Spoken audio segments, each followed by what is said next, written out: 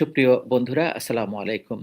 আশা করছি সকলেই ভালো আছেন। আমি doctor S M Shafiqur Alam Finland থেকে আপনাদের সাথে কথা বলব।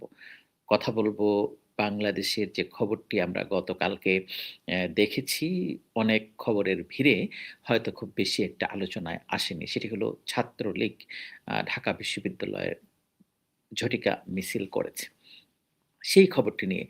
এম সেটি নিয়ে আসলে কি বার্তা উম আ থাকছে সামনের দিনগুলোতে। কারণ সরকার বিশেষ করে বিএনপি রাষ্ট্র পরিচালনার দায়িত্ব পাওয়ার পরে তাদের নির্বাচনী ইশতেহারের দিকে মনোযোগ দিয়েছে এবং ধারণা করা হচ্ছে যে এবারে বিএনপির শাসন যেটি আমরা আ দেখব সেটি হয়তো অন্য সকল সময়ের চেয়ে ভিন্ন রকমই হবে। অর্থাৎ ৫ই আগস্টের পরে ২৪শে জুলাইয়ের যে চেতনা তার বাইরে তারা যাওয়ার হয়তো চেষ্টা করবে না। প্রধানমন্ত্রীর যে প্রোফাইল এবং কার্যক্রম প্রতিদিনের সেটি দিয়েই কিন্তু প্রমাণিত হচ্ছে উনি রাজনীতি এবং সরকার দুটোকে একই রকম গুরুত্ব দিয়ে কিন্তু যাচ্ছেন। আজকেও আপনারা দেখেছেন গতকালকে এবং আজকে ২ দিনই উনি সিলেট সফর করছেন। সেখানে যেমনটি রাজনৈতিক দলকে চাঙ্গা করার চেষ্টা করছেন, রাজনৈতিক সমাবেশে যুক্ত হচ্ছেন, একই রকমভাবে সরকারি কার্যক্রমেও যুক্ত হচ্ছেন। তার আগে যশোর থেকে ঘুরে আসলেন। তার আগে বগুড়া, বাংলাদেশের বিভিন্ন জায়গাতে উনি যাচ্ছেন। মানে এটি উনার সরকারের কার্যক্রমের অংশ হিসাবে করছেন। এটি একেবারেই নতুন এবং সাধুবাদ জানাতেই হয়। এভাবে যদি আগামী ৫ টি বছর উনি যেতে পারেন এবং উনি যে সমস্ত বার্তাগুলো দিচ্ছেন, সেই বার্তা অনুযায়ী তার দলের লোকজন কাজ করেন এবং সংযত আচরণ করেন। পাশাপাশি সরকারি মেকানিজমে যারা জড়িত আছে, আমি বলছি আমলাতন্ত্রের কথা। তারা যদি সরকারের এই ইচ্ছাকে বাস্তবায়ন করে, তাহলে আমার মনে হয় বাংলাদেশ একটি তুলনামূলকভাবে ভালো শাসন পেতে যাচ্ছে। এতে কোনো সন্দেহ হয়তো নেই। কিন্তু সবচেয়ে বড় যে আশঙ্কা সেটি হলো রাজনীতির গণতান্ত্রিকায়ন যেটি অর্থাৎ গণতন্ত্র কতটা সুসংহত হবে সেই ব্যাপারে তো প্রশ্ন বড় থেকেই গেছে নির্বাচনের দিন থেকেই। কারণ আওয়ামী লীগ যারা অপকর্ম, অপশাসনের দায়ে যুক্ত বা দায়ী, তারা পালিয়ে বেঁচেছে সাময়িকভাবে। কিন্তু তাদেরকে বিরাট কালিমা লেপন বা দোষ নিতে হচ্ছে বাংলাদেশের স্বৈরশাসনের, বাংলাদেশের গণতন্ত্র হত্যার এবং নির্বিচারে বাংলাদেশের যারা রাজনীতি করতে চায়, বিরোধী দলের নেতা কর্মীদেরকে গুম, খুন, অত্যাচার এবং সর্বশেষ জুলাইয়ের অভ্যুত্থানের জনতার বুক ঝাঁঝরা করার। এটির দায় থেকে আওয়ামী লীগকে মুক্ত হওয়াটা অনেক কঠিন ব্যাপার। যতদিন না তার বিচারটি সঠিকভাবে না হয়। সেই দলটি এত দায়ে অভিযুক্ত, অভিযোগে অভিযুক্ত থাকার পরেও তার একটা বিশাল সমর্থক গোষ্ঠী তো রয়েছে বাংলাদেশে। সেটি বাংলাদেশের বাস্তবতা। তারা কিভাবে বাংলাদেশের রাজনীতিতে accomodate করা হবে, তাদেরকে অন্তর্ভুক্ত করা হবে সেই ব্যাপারে এখনো স্পষ্ট নয়। ডক্টর মোহাম্মদ ইউনূস সরকার সেটি স্পষ্ট করে যেতে পারেনি এবং এখন যে সরকার বা পার্লামেন্ট পরিচালিত হচ্ছে, ১ম অধিবেশন শেষ হলো, তারাও কিন্তু সেই ব্যাপারে কোনো স্পষ্ট করেনি। বরং পাকাপোক্তভাবে আওয়ামী লীগকে নিষিদ্ধ করা হয়েছে। আইনটি পাস করে সংসদে। সেইটির নিয়েই প্রশ্ন যে সারা জীবন কি আওয়ামী লীগ কিংবা ছাত্রলীগ বা অন্য তাদের যারা সংগঠন তারা কি নিষিদ্ধ থাকবে নাকি নিষিদ্ধ রাখা যাবে? গণতন্ত্রের কথা একেবারেই স্পষ্ট কোনো দেশেই আসলে এরকম মেইনস্ট্রিম পলিটিক্যাল পার্টিকে নিষিদ্ধ করে রাখা যায় না বা সেটি আওয়ামী লীগের পক্ষেও হয়তো সম্ভব না।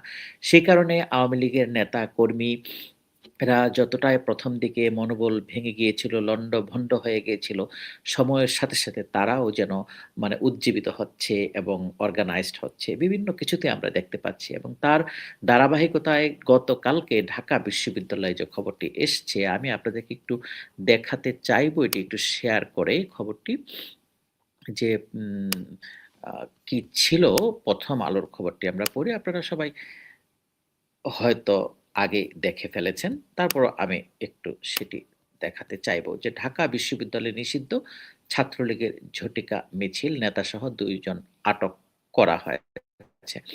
এই যে এই খবরটিতে বলা হয়েছে যে ঢাকা বিশ্ববিদ্যালয়ের আ রাজু ভাস্কর্যের সামনে ঝটিকা মিছিল করেছে নিষিদ্ধ ঘোষিত সংগঠন ছাত্রলীগ। এ ঘটনায় বিশ্ববিদ্যালয়ের ছাত্রলীগ নেতাসহ ২ জনকে আটক করেছে পুলিশ। শনিবার সকাল ৬টার দিকে তারা এই ঝটিকা মিছিল বের করেন। আটক ব্যক্তিরা হলেন স্যার এ.এফ রহমান হল, ছাত্রলীগের সাংগঠনিক সম্পাদক ফারহান তানভীর নাসিফ ও মাইক্রোবাসের চালক রুবেল। এই দুজনকে আটক করেছে। দর্শীরা বলেছেন সকালে ১০ থেকে ১২ জন রাজু ভাস্কর্যের পাদদেশে জড়ো হয়ে মিছিল ও ব্যানার প্রদর্শন করেন। সংক্ষিপ্ত সময় কর্মসূচি শেষ করেই তারা দ্রুত একটি কালো মাইক্রোবাসে উঠে ঘটনাস্থল ছাড়েন। এ সময় ঘটনাস্থলে থাকা আরেকটি মাইক্রোবাস থেকে দুজনকে আটক করে পুলিশ। পরে তাদের জিজ্ঞাসাবাদের জন্য থানায় নেওয়া হয়। এ তারপর তো সেই অনুযায়ী প্রয়োজনীয় ব্যবস্থা গ্রহণ করা হচ্ছে বা হবে।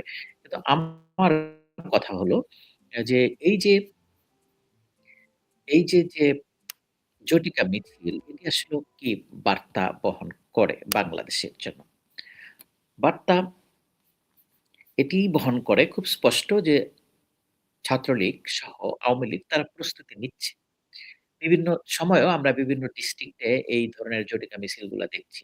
কিন্তু এই জটিকা মিছিল সহসাই এবং পূর্ণাঙ্গ মিছিলে হয়তো পরিণত হবে এরকমই খবর শোনা যাচ্ছে। আর সবচেয়ে বড় যে খবরটি আছে সন্দেহ করা হচ্ছে যে ছাত্রলীগ যেহেতু নিষিদ্ধ ছাত্র শিবির বা জামায়াতের মতো সেই ক্ষেত্রে তাদেরকেও বিভিন্ন কৌশল হয়তো নিতে হতে পারে বা নিয়েছে তারা।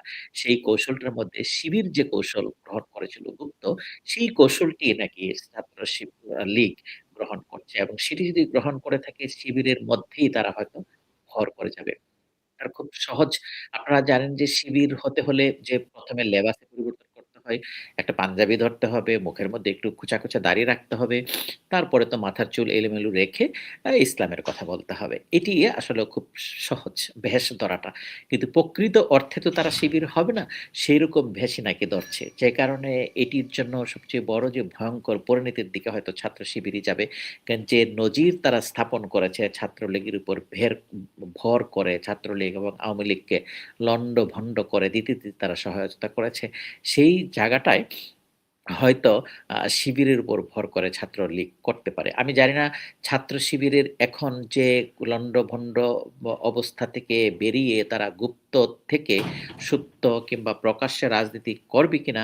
নাকি তারা আবারও মানে লন্ডভন্ডর দিকেই যাবে যেমনটি ছাত্রলীগ বা আওয়ামী লীগ হয়েছে। কারণ এখন একটা সুযোগ ছাত্র শিবিরের জন্য তারা পুরোপুরি তাদের সকলকে গুপ্ত রাজনীতি থেকে বেরিয়ে এসে যদি শিবিরকে বাঁচাতে চায় তারা অর্থাৎ আরেকটা ছাত্র সংগঠনের গুপ্ত কৌশলের বাইরে এসে তারা যদি রাজনীতি করতে চায়, তাহলে এটি তাদের জন্য সুযোগ যেটি ছাত্র দল এবং সহ অন্যান্য রাজনৈতিক দলগুলো করছে যে বাংলাদেশে কোনো ধরনের গুপ্ত রাজনীতি চলবে না। এই গুপ্ত রাজনীতি যদি বহমান থাকে তাহলে কিন্তু সেই সুযোগটি ছাত্রলীগের লোকজন নিবে কিংবা আওয়ামী লীগের লোকজনও তারা নিবে। সেই তারা গুপ্ত জামাতের মধ্যে হতে পারে, অনেকেই তো হয়েও গেছে এবং বিএনপির মধ্যেও হতে পারে এবং সবচেয়ে বেশি হলো ছাত্র শিবিরের মধ্যে ছাত্রলীগের লোকজন ভর করতে পারে। তারপরে তাদের প্রকাশ্যে আ নিবে।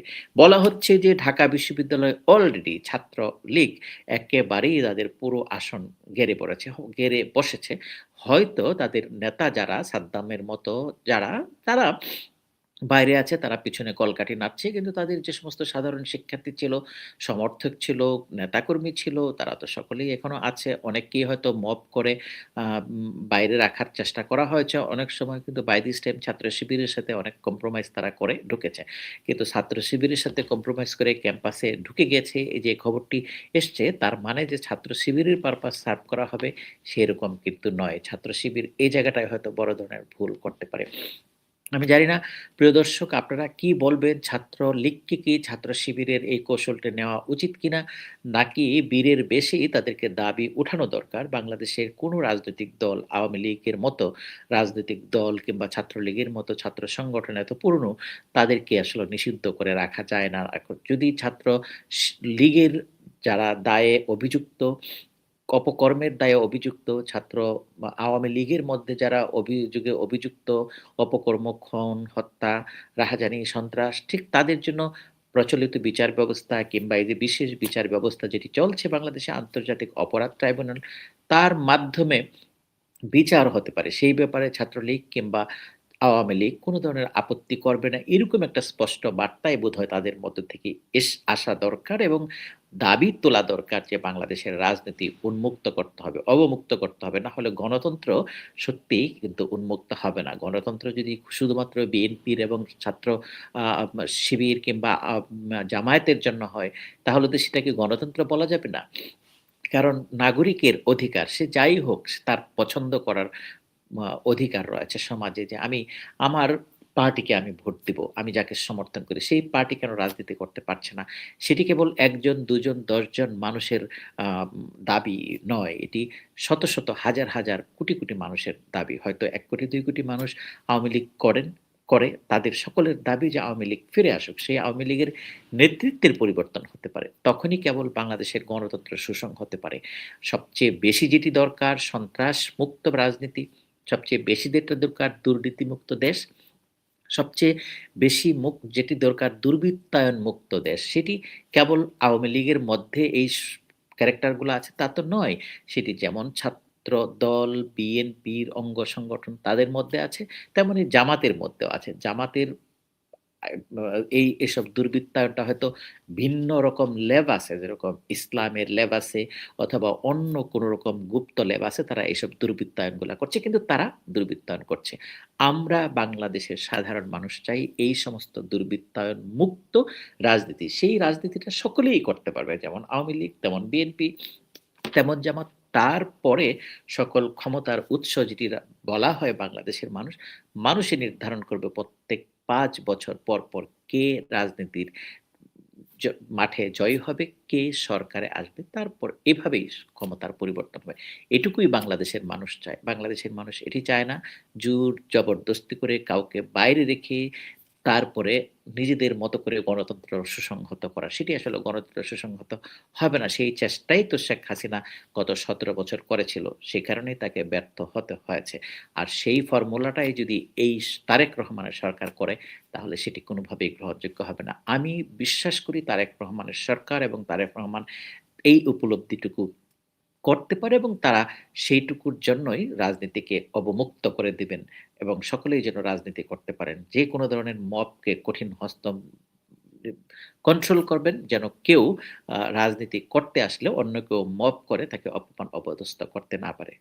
প্রিয় দর্শক আপনারা যারা আমার কথা শুনবেন আপনাদেরকে অনুরোধ করব ছাত্রলীগকে আ এই মতামতটুকু দেওয়ার জন্য যে ছাত্রলীগ, ছাত্র শিবিরের এই গুপ্ত কৌশল করে কি বাংলাদেশের রাজনীতিতে আবার সন্ত্রাসী কায়দায় এসে রাজত্ব করা উচিত? নাকি আসলেও নিয়মতান্ত্রিকভাবে জাতীয় এবং আন্তর্জাতিকভাবে তাদের দাবিটি উঠিয়ে বাংলাদেশের রাজনীতি উপমুক্ত করার কৌশল নেওয়া উচিত? আপনাদের মতামত শোনার জন্য অপেক্ষা করব।